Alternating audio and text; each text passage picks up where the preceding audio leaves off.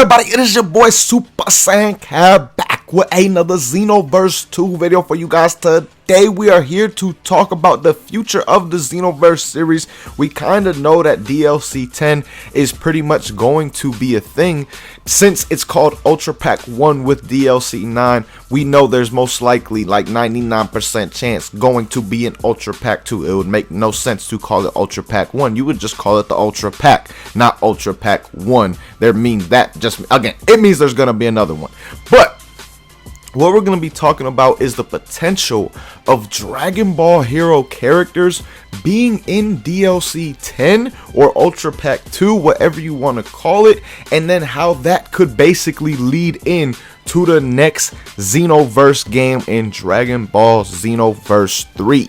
Like I've said in the past, or like I did a video on in the past, I honestly think that Xenoverse 3 should be the game where it actually dives into the Dragon Ball Heroes world. It only really makes sense at this point because where else could you possibly go in the story unless you do another rinse and repeat type of thing similar to what we did with Xenoverse 1 and 2. Yes, there were differences to it. Demigra wasn't there, things of that nature, but for the most part you went through the same missions, the same type of story that we had within Xenoverse 1.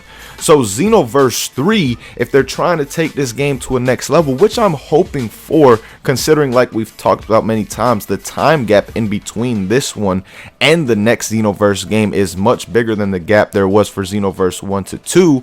Hopefully that also means we're going in a new direction and going down that Dragon Ball Heroes line, and it would only be right if DLC 10 is the starter pack to that. And then within DLC 10 we get 2 Dragon Ball Hero characters. It could be anybody for the most part, but most likely if we were to get something along those lines, we would get characters maybe like Beat, you know, the main CAC character that has been in all the Dragon Ball Hero games. You're just able to rename him if you want to. You can or we can get someone like Xeno Goku, Xeno Vegeta. Characters along those lines could be added within that DLC, and then again it would be that branch to get into, or that, well, it would branch off, I should say, into Xenoverse 3, which would just be absolutely dope. And I think a lot of people would love that because it would just bring so much content to the game and so much content possibility to the game at the same time. The thing that people love about Dragon Ball Heroes, Super Dragon Ball Heroes, all the different, you know, characters you can play with, the different type of what if scenarios you have, and then the fan service that comes with all the different ultimates and animations as well in those games are just very, very fun. And of course the gacha part is very fun for those who do enjoy gacha type of games. But again, man, if they were to add that, we would have all those, you know, different ultimates, those different characters and things like that be possible in the Xenoverse 2 world, and it would just expand upon the roster that much more as well. And then when you think about it, honestly, what else could they add within DLC 10?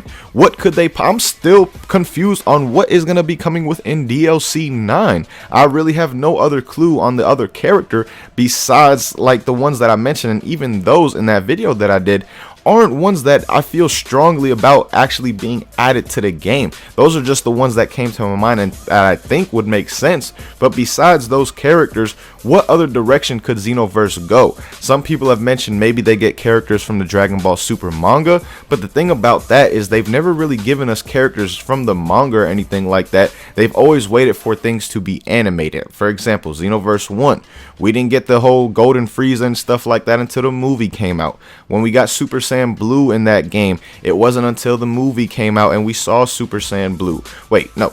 Yeah, until we saw Super Saiyan Blue with the Golden Frieza, like I was saying. All those things were not added until we saw it. Until we saw Goku Black Rose, it was not added into the game.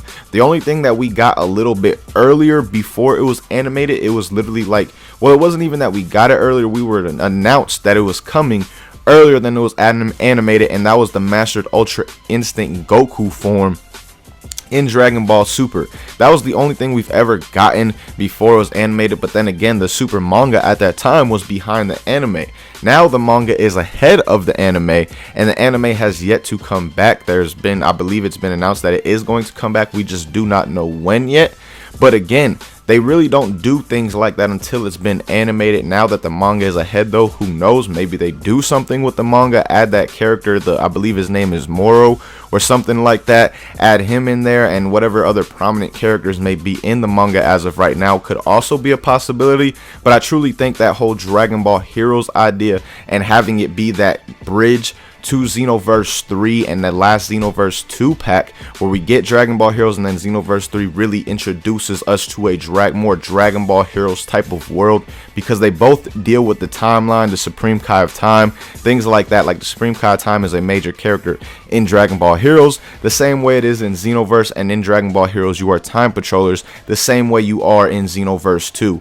So again, it could only make sense for them to finally add that, and DLC 10 I feel would be the perfect chance for them before we actually get that Xenoverse 3 announcement, because to me there's no way they could not come with a Xenoverse 3 considering the success behind Xenoverse 2, and the amount of DLCs just show the amount of success that this game has had. They would not continue to be making DLC if the game had no success and the DLCs had no chance of selling.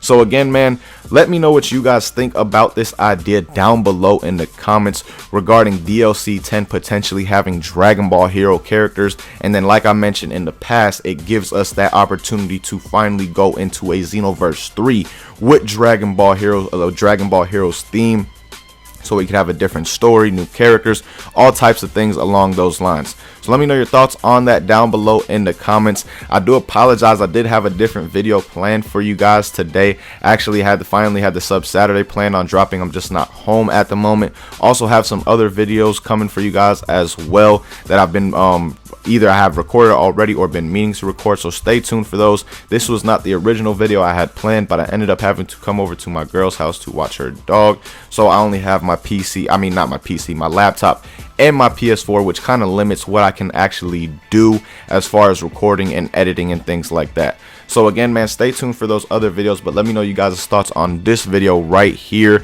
and what you guys would think about a DLC Pack 10 featuring Dragon Ball Heroes, and how you would like to see Xenoverse 3 also with Dragon Ball Heroes as well, opening the world of Xenoverse that much more.